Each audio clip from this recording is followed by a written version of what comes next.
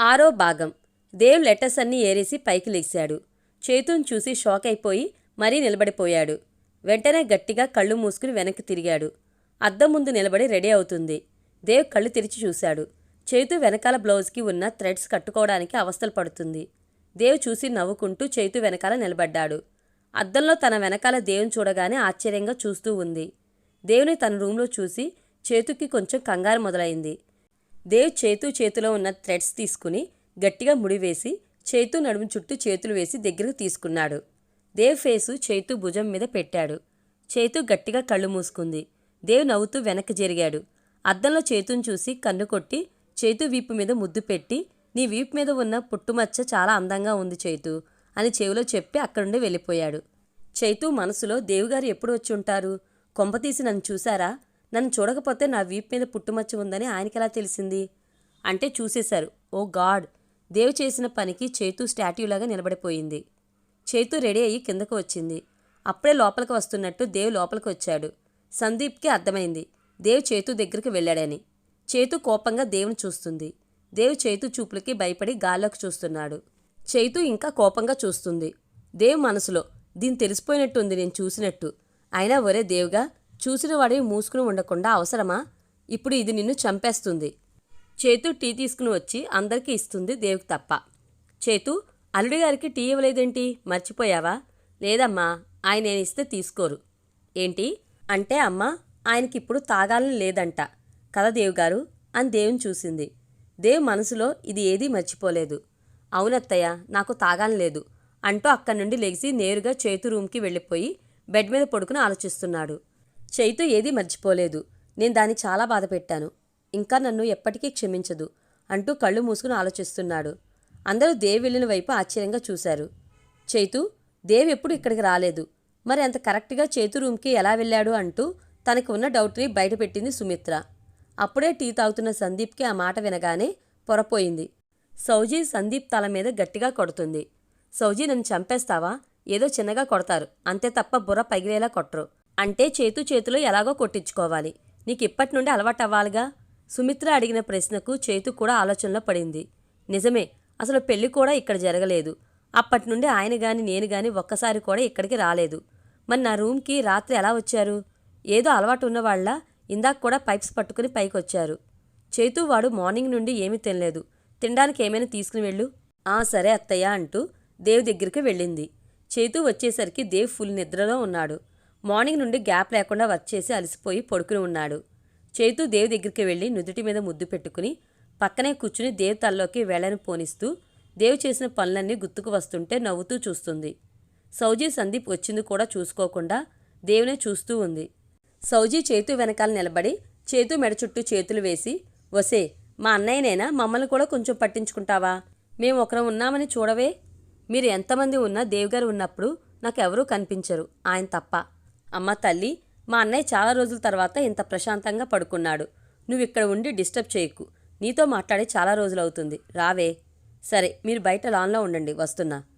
సందీప్ సౌజీ వెళ్ళిన తర్వాత దేవ్ కాళ్లకు ఉన్న షూస్ తీసి బ్లాంకెట్ కప్పి లైట్స్ ఆఫ్ చేసి సందీప్ సౌజీలకు తినడానికి తీసుకుని వెళ్ళి ఇద్దరితో జాయిన్ అయింది. సందీప్ తింటూ, చేతు, వాడు ఇప్పటికైనా ఏమన్నా తిన్నాడా లేదా? లేదన్నయ్య, నేను రూమ్కి వచ్చేసరికి పడుకుని ఉన్నారు. అవునా అంటూ సందీప్ తినేవాడు పక్కన పెట్టేశాడు. అన్నయ్య, నువ్వెందుకు తినడం లేదు? తిను. చేతు, ముందు వాడిని లేపి ఏదైనా పెట్టు. వాడు మార్నింగ్ నుండి ఏమీ తినలేదు.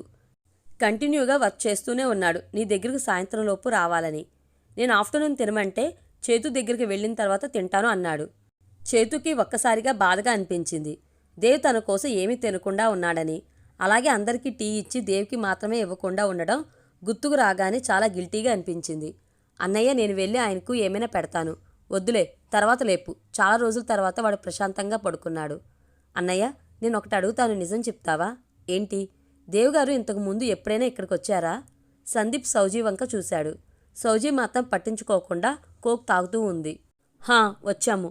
ప్రతిరోజు నైట్ నేను దేవ్ ఇక్కడికి వచ్చేవాళ్ళము. వాడు నీ రూమ్లోకి వచ్చేవాడు.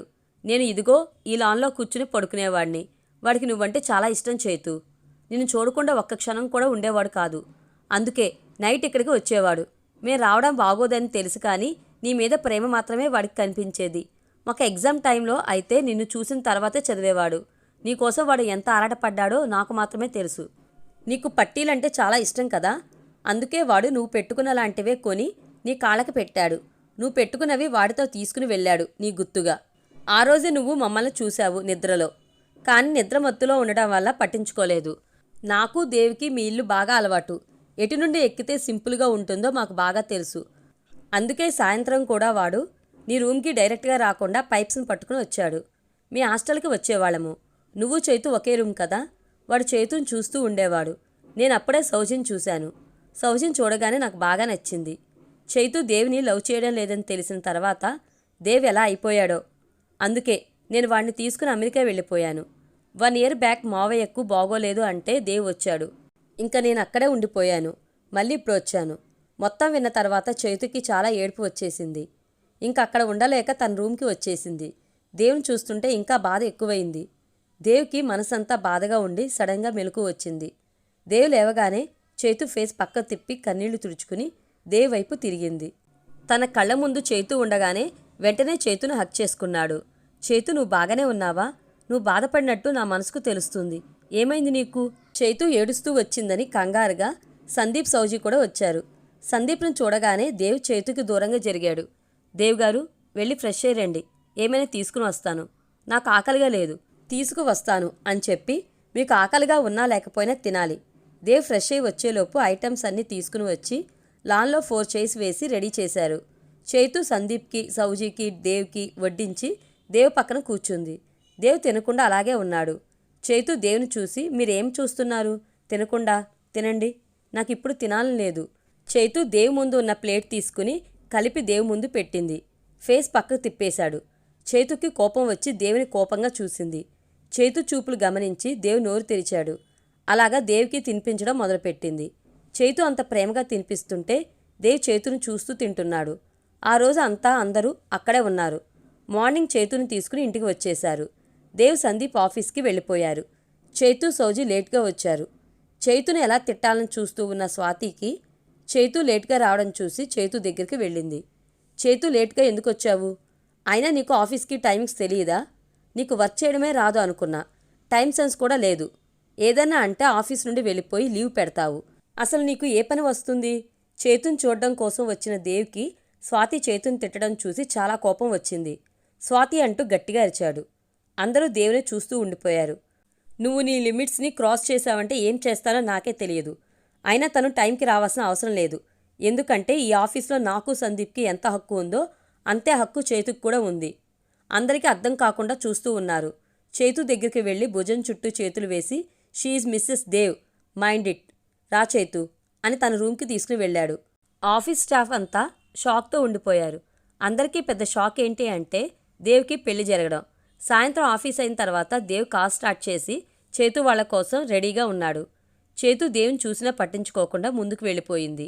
సందీప్, నువ్వు సౌజీ కార్లో ఇంటికి వచ్చేయండి, నేను చైతుతో వస్తాను అంటూ చైతు వెనకాల పరిగెత్తడం స్టార్ట్ చేశాడు.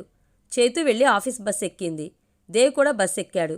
దేవుని బస్సులో చూడగానే స్టాఫ్ అంతా నిలబడిపోయారు. చైతు నవ్వుకుంటూ వెళ్ళి సీట్లో కూర్చుంది. స్టాఫ్ అంతా దేవుని విచిత్రంగా చూస్తుంటే చాలా ఇబ్బందిగా ఫీల్ అయ్యాడు.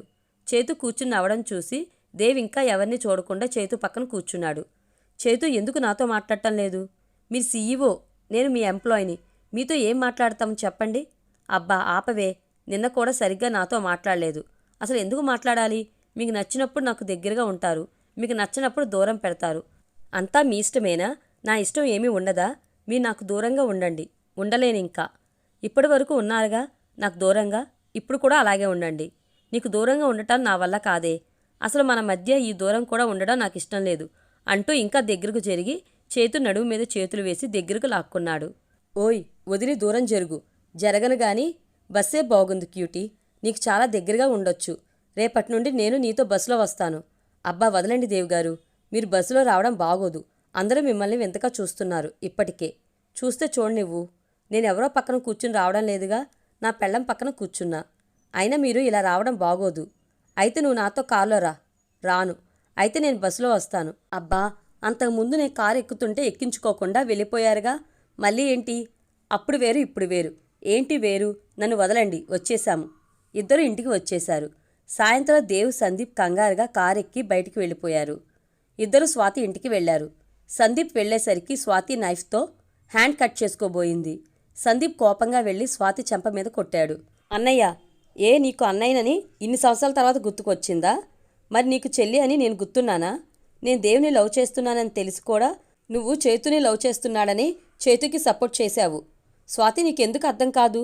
వాడు చేతుని ప్రేమించాడు, నేను దేవుని ప్రేమించాను. మరి నాకెందుకు సపోర్ట్ చేయలేదు? వాడు చేతుని ప్రేమించాడు, అది వాడిష్టం. కానీ ఏ రోజు చైతు వాడిని ఇష్టపడాలి అని తనని ఇబ్బంది పెట్టలేదు.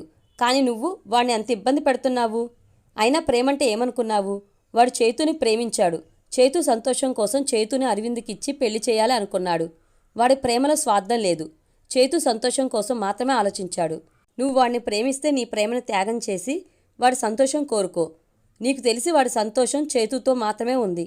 నువ్వు నీ ప్రేమని త్యాగం చేసి వాడిని సంతోషంగా ఉంచుతావో, లేక నీ స్వార్థం మాత్రమే చూసుకుని అందరికీ దూరం అవుతావో. కానీ నువ్వు ఎంత ప్రయత్నించినా దేవ్ మనసులో ఉండేది చైతు మాత్రమే. నువ్వు ఎప్పటికీ ఉండలేవు, అర్థం చేసుకో. స్వాతి దేవ్ సంతోషం కోసం తనకి దేవ్ మీద ఉన్న ప్రేమని ఒక జ్ఞాపకంలాగా మార్చుకుంది. స్వాతి దేవ్కి దూరంగా వెళ్ళిపోవాలని అమెరికాలో ఉన్న తన పేరెంట్స్ దగ్గరికి వెళ్ళిపోయింది. ఒకరోజు ఆఫీసులో సౌజీ చైతు దేవ్ రూమ్కి వెళ్ళారు. ఏంటి వర్క్ చేయకుండా ఇద్దరు నా దగ్గరికి వచ్చారు? మాకు లీవ్ కావాలి సార్. లీవా? ఎందుకు? రేపు మా అమ్మమ్మ వాళ్ళ ఇంటికి వెళ్ళాలి. రేపు నాకు చాలా వర్క్ ఉంది, ఇంకా ఎప్పుడైనా తీసుకుని వెళ్తాను. మిమ్మల్ని రమ్మని అడగలేదు సార్. మాకు లీవ్ ఇస్తే చాలు. నేను రాకుండా నిన్ను ఎలా పంపిస్తాను? నేను మీకు లీవ్ ఇవ్వను. నాకు వర్క్ లేనప్పుడు నేను తీసుకుని వెళ్తాను. లేదు, నేను రేపే వెళ్ళాలి. మీకు నేను లీవ్ ఇవ్వను. ఇంకా ఇద్దరు వెళ్ళి వర్క్ చేసుకోండి. సౌజీ, నువ్వు వెళ్ళు అని సౌజీకి సైగ చేసింది. సౌజీ వెళ్ళిన తర్వాత చైతు కోపంగా దేవుని చూస్తుంది. నువ్వెంత కోపంగా చూసినా ఇవ్వను. మీరిచ్చేదేంటి? నేనే తీసుకుంటాను అంటూ దేవ్ పాకెట్లో ఉన్న పెన్ తీసుకుని దేవ్ సైన్ చేసింది. తన లెటర్ మీద, సౌజీ లెటర్ మీద. రెండూ దేవ్ టేబుల్ మీద పెట్టి వెళ్ళిపోతుంటే దేవ్ చైతు హ్యాండ్ పట్టుకుని ఆపేశాడు.